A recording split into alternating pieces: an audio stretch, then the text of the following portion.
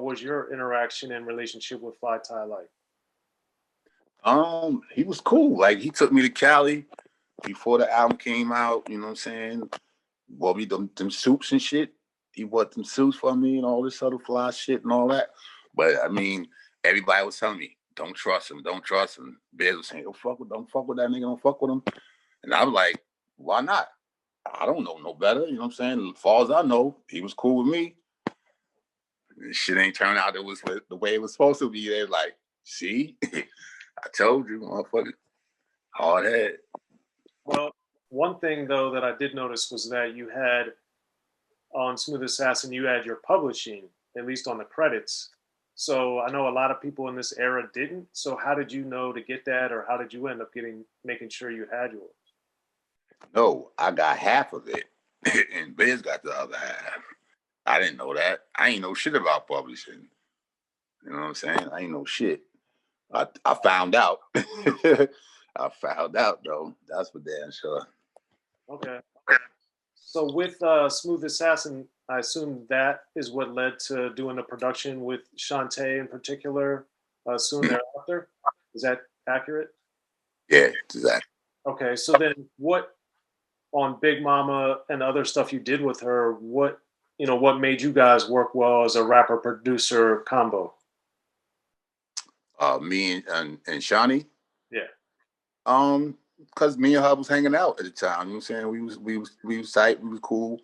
And they was like, yo, we want you to do some shit for Shawnee. All right, cool. I mean, it wasn't nothing. Then the Big Mama shit, they were specific. Like, yeah, we want you to diss these particular females.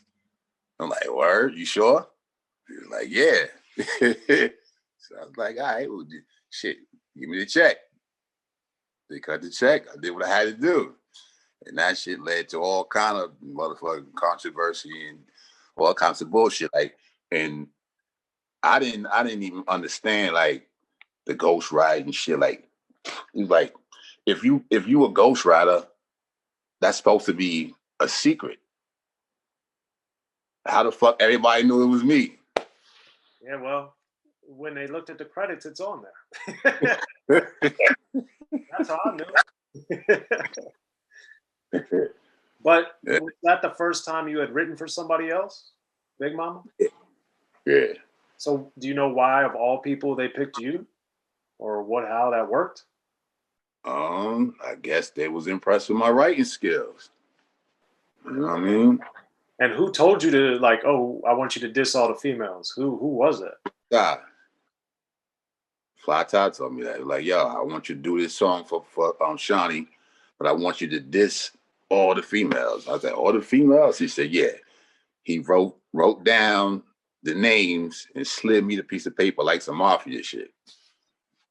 I looked at the shit like, word, all right. Cool. Word.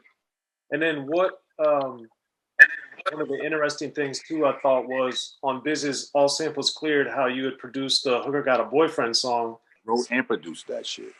Okay. So going from quote unquote signed to Biz, being under Biz, to then producing on his album, how and why do you think that ended up working out so well the way that it did? Because he knew that I had collected records and break like that. We would trade different records and shit like that, or like he'll buy some shit off of me. So this one joint that was going to be on my second album, that particular song. So when he heard it, he was like, "Let me get that shit, man. Let me get that." Like, all right, fuck it. He paid me for it. I gave it to him.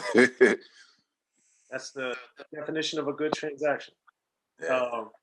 But that being said, that was 93, and then the second album, Lead Pipe, didn't come out till 94. So that's a 4-year, 3+ year window. So what happened in the interim to where Smooth Assassin and Lead Pipe, there was such a time gap? Because they had lost their distribution deal with Warner. And so I didn't know none of this shit. So we making all these songs, like when my shit slated to come out. So by the time they got the the next distribution deal with Epic, a lot of that shit was old, a lot of whatever. We came in, we did a couple of songs. I went back and did Represent and Don't Stress Me, and I think Sling and Bass, and that was it. Oh, so those are the only real quote unquote newer songs at the time? Yeah. Okay. And those all happen to be either A sides or B sides as singles as well. Because I always thought they did have a different vibe than a lot of Lead Pipe. So Yeah. what And As I Flow On. so what happened for you artistically that changed? Because sonically those albums sound to me nothing alike. So Right. what happened to you creatively, artistically, sonically that Smooth Assassin and Lead Pipe are so different? Because everybody was hit me with that, yo, you sound like Rakim shit. And like they was like saying that shit like to the point where that shit just got under my skin where I was like, all right, I'm gonna switch my whole shit up so they can't say that shit. You know what I'm saying? I should have never did that. I should have stuck to what I was doing. Fuck what they saying. You know what I'm saying? Because I never saw the fucking similarity. But you know, Neither did I, for what it's worth. I know you heard that shit before. Oh No? yeah, I heard people say that, but I was like, what are you talking about? There's nothing I didn't I heard people say it, but because I never thought it, when they said it to me, it so threw me off. I had no point of reference as to what are you talking about. And then they couldn't really specify it either. So like for me, if you're gonna say something, you gotta be able to back it up, at least an example. Like, oh, on something new he did this, and on File Deleter, Rakim did that, but nobody ever said anything. They were like, "Oh, he reminds me," but I'm like, "Why? How?"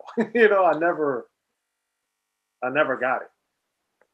That shit it fucked me up. Yeah, and it's very odd. So, so with Epic, you know, you and G Rap were on there, and then Shante was on Living Large, and Yeah. the whole mystery of the 7,000 labels that they had and different things, Prism Records, Cold Chillin', Living Large. Yeah. I always was, it was like a mystery. The Going Off book by Ben Merlis, I thought did a really good job explaining some of that. I don't know if you've seen that. But, Yeah. yeah, that's a really good book in my opinion. But for you, what did you notice about the difference from the Warner Brothers experience going to Epic with Cold Chillin'? Like, how was it different or similar to you? Warner, they pay more attention, you know what I'm saying? Like you got a better shot with Warner. Like Epic, they created a subsidiary called Epic Street. And they had OJ Wedlaw was the head of promotion. He was from Cold Chillin'. He was the promotion dude from Cold Chillin'.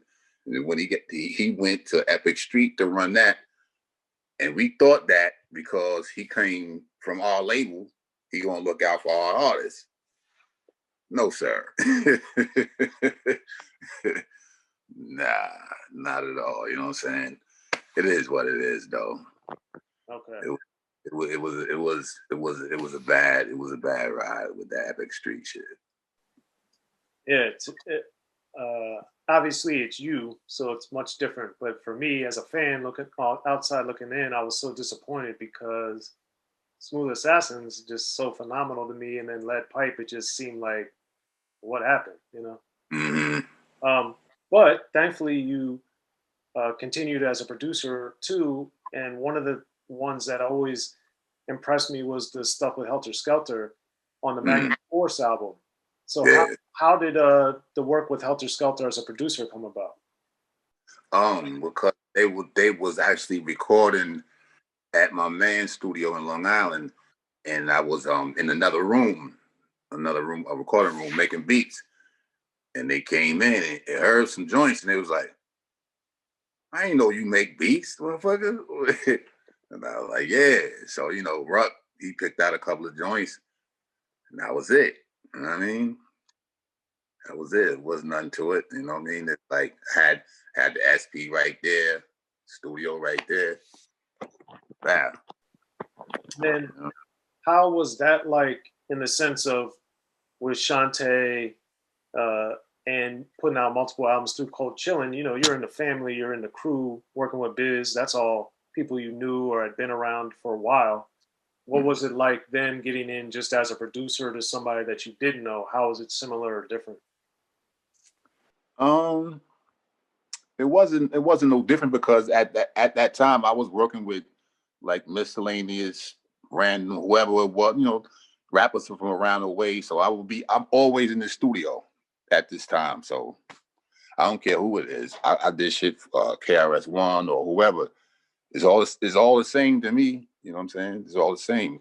As long as you don't disrespect my beat. You know what I'm saying? Don't get on my shit and be whack. We good. Uh, what did you get differently out of being a producer than you did as the artist as well? It was less work. You know what I'm saying? Like you just come in, lay the beat, and then you just chill. Let them say they shit. And if you hear something, nah. That's it. Like there's no work really. You know what I'm saying? The work is already there because once the beat is laid, you chilling. Now the work is on the rapper. Okay. And then you recently you've been or you had been putting out stuff more I would say more after Cold Chillin' than with Cold Chillin' as an artist. So how did you balance being a producer and then putting out the stuff with J Love or the Self-Made Man, all these different things that started coming out? How are you balancing the two different worlds, pushing production versus still putting out? Now the production is always a part of it because I was rapping off my own beats the whole time anyway. So you know what I'm saying? I was always making shit. Like when you go at this time, when you go in my crib, you gonna hear beat playing all night long. Every as soon as I wake up, I'm making shit or I'm playing the shit I made from last night. And I play some when I'm writing to some shit, you might hear that same beat playing for like about 8 hours straight in my house. Cause I'm doing, I'm walking around doing my regular shit, but in my mind, I'm making rhymes. You know what I'm saying? So it'd be like, why the fuck does this beat keep playing? Shut the fuck up! Don't turn it off. I'm doing something right now, but they don't see me writing, so they thinking like I'm just wasting fucking electricity. Nah, nah, I'm creating in my head. You know what I'm saying? But yeah, so when like projects came around, I already had songs because I always was making songs. So it was just a matter of what songs will go on what project. You know what I'm saying? I just pick out songs. I put that on this. Okay, cool. Well, all right, Granddaddy, you. We really appreciate you coming through to Unique Access, and hopefully we'll be able to get you to come back for a part two because there's a lot of other stuff I wanted to ask you about. But we really appreciate you coming through. Thank you. No doubt.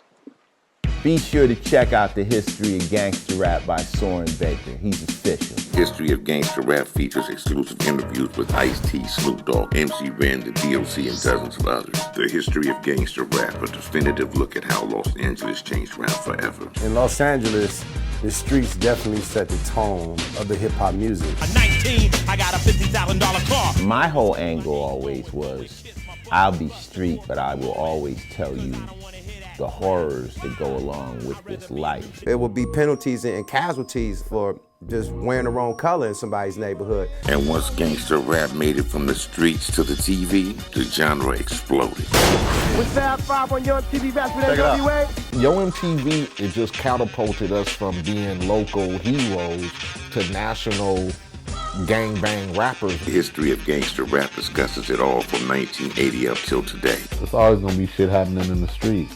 You know what I mean? So it's always gonna be something to talk about. The History of Gangster Rap in stores now.